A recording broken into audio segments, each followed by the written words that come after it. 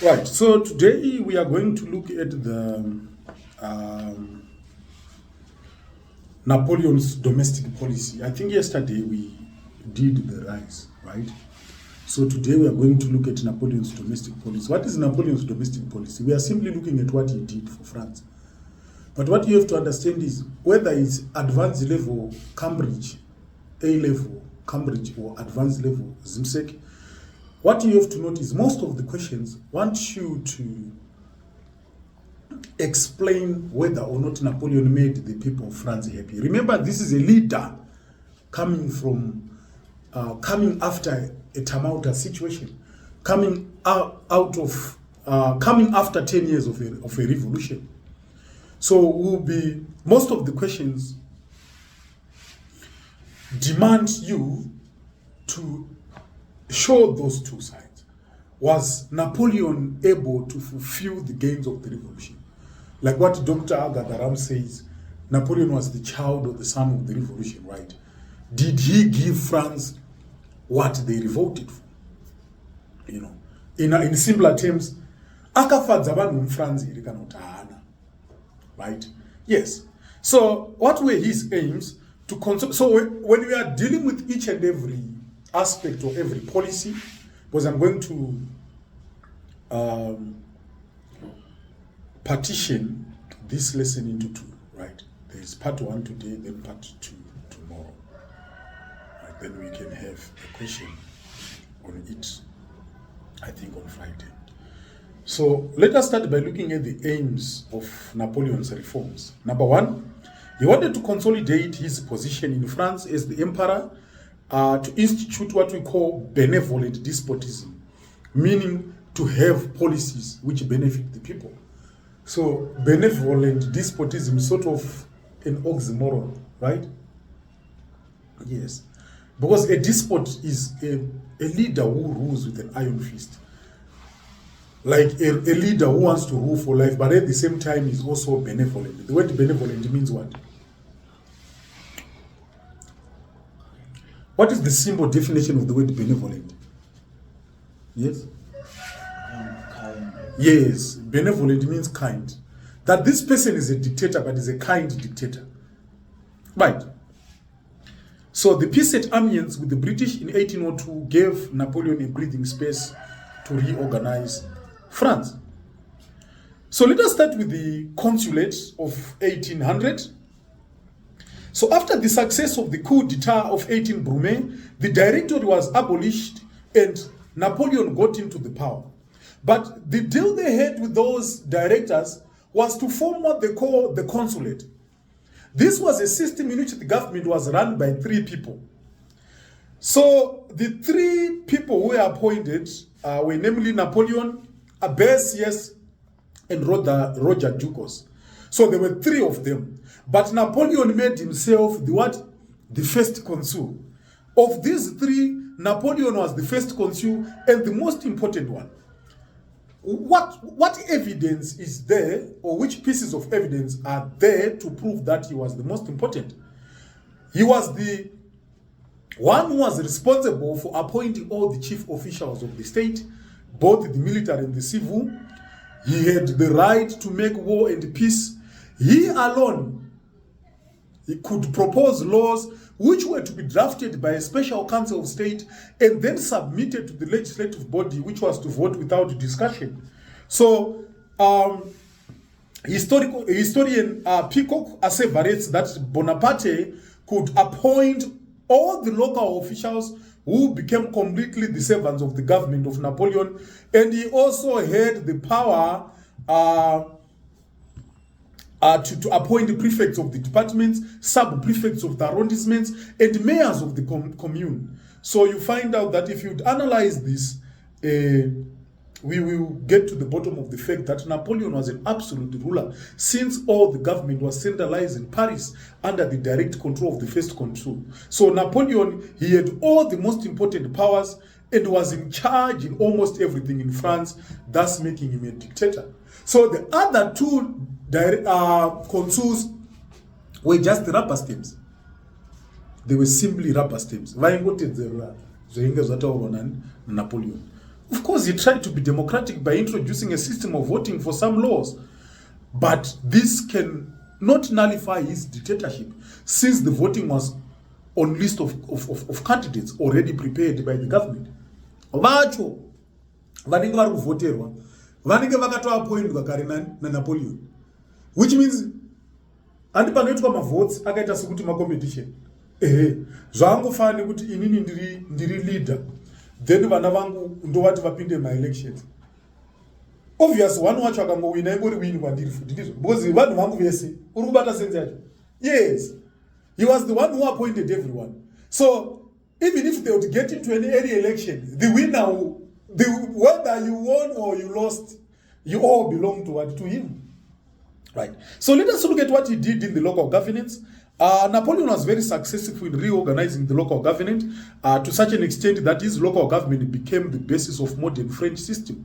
So according to Peacock, Napoleon's reorganization of France had two main bases: his belief in his destiny and in his right to rule absolutely, and the career open to talent. Career open to talent is whereby he gave some or most French people the chance to prove themselves via their talents in what?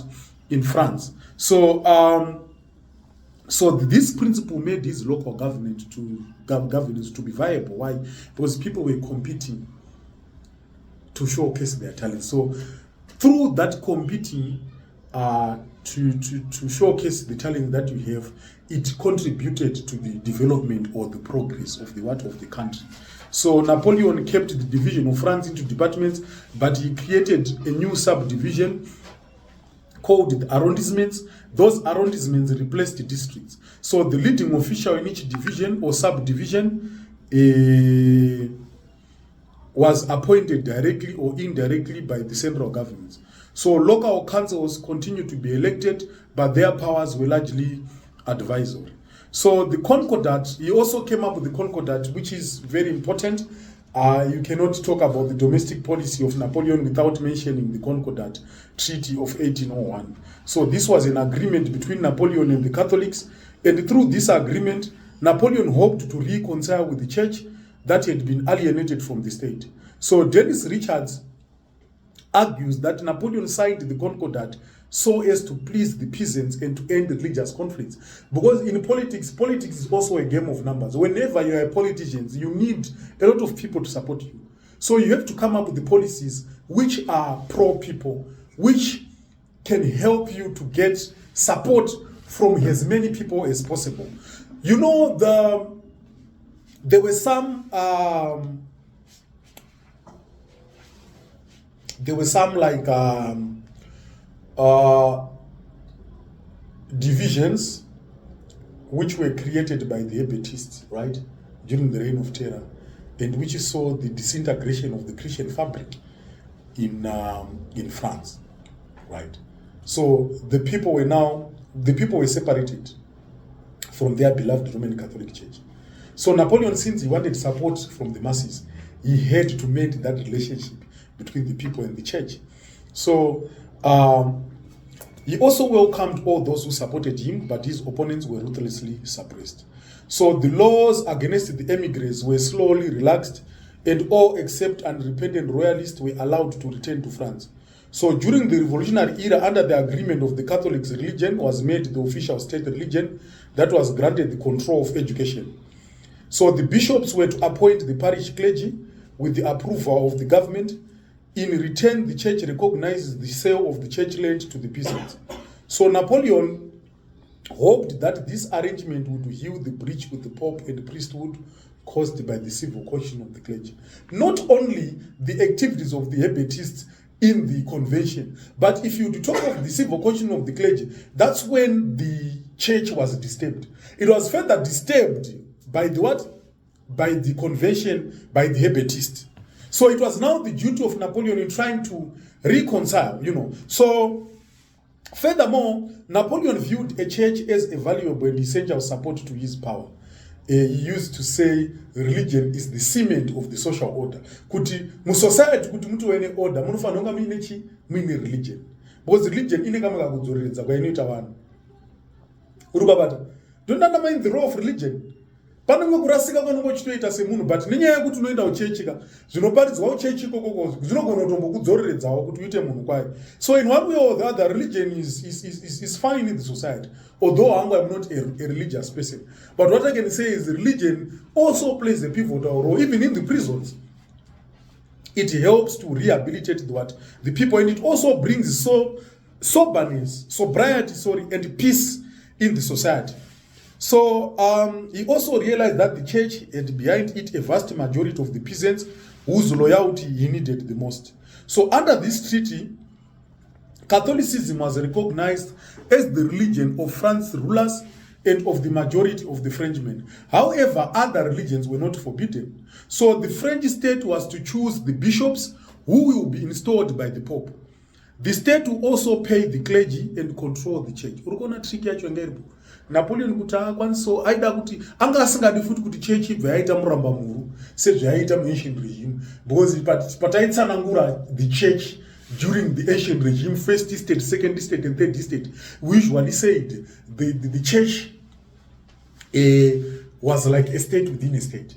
So Napoleon didn't want that type of full control of the church. That's why he ended up having his government paying the bishops and the priests. So all the bishops were to be appointed by by the first consul, but their installation was to be carried out by the Pope. So the Pope's duty was just ceremonial. Napoleon was the one who could appoint the bishops. Then the duty of the Pope, or the top leader of the Roman Catholic Church, was to install kugadza. That was the duty of of the Pope. So church services were to be supervised under police powers too, and Sunday was recognized as the holiday. So what were the strengths of these reforms? Number one, Dennis Richards argues that by signing the Concordat with the Pope, Napoleon was able to win the hearts of the French people in two ways. Number one, he restored their beloved religion, the Catholicism. Number two, he made them to keep the church land which they had gained in the French Revolution. So the Concordat was also a success in the sense that Napoleon was able to restore the position of the Pope, which had been damaged during the days of the French Revolution. It was also a success, especially in helping Napoleon to consolidate his position, since he saw religion as a cement of of the social order. By declaring Catholicism the religion of the state rulers, Napoleon also won the hearts of the French peasants, and by allowing other religions to prevail, he was able to achieve equality in France. So overall, the Concordat was a success in the sense that it helped to restore social stability in France. By allowing some of the emigres to return to France, Napoleon was able to consolidate his position too. So Napoleon is gaining support from the peasants. He's also gaining support from the immigrants. Because in politics, you need people from different walks of life, or from all walks of life, to support you as a politician. But however, we can argue that this Concordat had some loopholes. Number one, he used it as a tool to consolidate his position, because he knew very well that most of the French people were peasants, and that is the reason why he declared Catholicism the religion of the state. He knew that most French people had a soft spot for their Roman Catholic Church. You get the sense? Yes. That's why he came up with this Concordat. So he was trying to use it to control the people. It was not in a good way, if you'd like to put it across in such a way. So the Concordat was also nothing but just a tool to consolidate his position, as Napoleon saw religion as something useful in binding men together and keeping them satisfied. So also the Concordat did not please everyone, as one distinguished general was overheard remarking, "The only thing lacking at this ceremony is the millions dead men who died to get rid of this nonsense." So some of the people were not happy with the Concordat. Why? Because they were saying the clergy were the ones who abused the third estate members during the ancient regime. So the reason why people revolted was to get rid of of the clergy. But now we are having a leader revitalizing it. So they were saying there are people who died for this revolution, and someone then comes up or rejuvenates the church in one way or the other. Of which that was one of the reasons why the people revolted. So another reform was the Bank of France in 1801.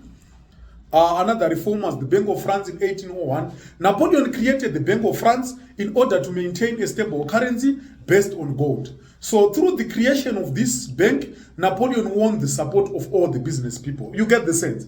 So under the Concordat, he got support from the emigres who came back. He got support of the peasants. Under the Bank of France establishment in 1801, he got support of the business people too. So he is getting support from all angles, you know. So the banks gave loans to industry and commerce. It also controlled taxation. So Napoleon's government, through a series of decrees, regulated almost the whole of national life, art, theater, the press, commerce, industry, and also religion. That's why he also came up with another reform called the Legion of Honor. Under this reform, Napoleon made the state positions open to all of talent, however humble their origins. Because in Napoleon, watch, I think when you touched on the rise, Takabata Napoleon was from a poor background, was from the humble origins. You get the sense? Because in France, history, during the ancient regime, only those who were close to the monarchy, the aristocrats and the clergy, could only get the better positions in the what? In the society. So Napoleon is now creating a platform whereby whether you also have the chance to do something in the country, to take any good position or top position in the country. So like what Peacock said, Napoleon believed in the power of ceremonies. He allowed the emigrants to return, right? But he no longer permitted them to be considered as the true nobility of France. They had to prove themselves, you know. Yes. So he then created a kind of nobility of talent by founding the Legion of Honor. So members of the Legion of Honor, they were awarded services in education, in politics, in civil service, local governance, and the arts. So he developed the theme that men are led by toys. So in other words, he ended up creating 3,000 hereditary nobles, including 4 princes, 30 dukes, and nearly 400 counts. You know, in nearly 400 counts. Right. So Napoleon also came up with the Code Napoleon in 1804. That's our last part. The Code Napoleon. This was a written classification and summary of the laws of France on topics such as rights and duties. So don't miss this point. But each and every policy, look at its successes and failures. Look at the issue yekuti zvakafadzwa nemuFrance here kana kuti hazvina. Ndozvinhu zvaunofana kubata. My questions ese ane chekuita nedomestic policy yaNapoleon. Kunyange akabvunzwa 10,000 no information yaanenge achida chete. Questions to do with the Napoleon's domestic policy always asks whether or not he made the French people happy. Right. So he came up with the Code Napoleon, which covered topics such as rights and duties, marriage, divorce, parentage, inheritance, and property, and a statement of the general legal principles concerning them. So since in 1789, there was a confusion on the laws of France, and especially appointed lawyers were tasked to codify the law. Thus, no French was in any doubt as to his or her position before the law. The rules were made uniform and equal for all by the Code Napoleon. Like the laws were made uniform and the laws were made like it was a straight jacket type of an arrangement in which the laws were uniform. So there was, under the family law, the code aimed at strengthening the family as the foundation of the state. Like if you would go to sociology, we say the what? The family is the what? Is the basic unit of the society. But he ended up giving more power to the what? To the father, right? You find out that the authority of the father was greatly increased. The sons could not marry under the age of 25 without the consent of their father, and in any case of the daughters, the age was 21. You needed the permission of the father to marry. So the father became a demigod in the house. So the position of the wife was made inferior. Women were relegated to domestic duties. So in his private correspondence, Napoleon indicated his insensitivity to gender. He pointed out women's brain power was far inferior to that of the men, and they were fitted for little education.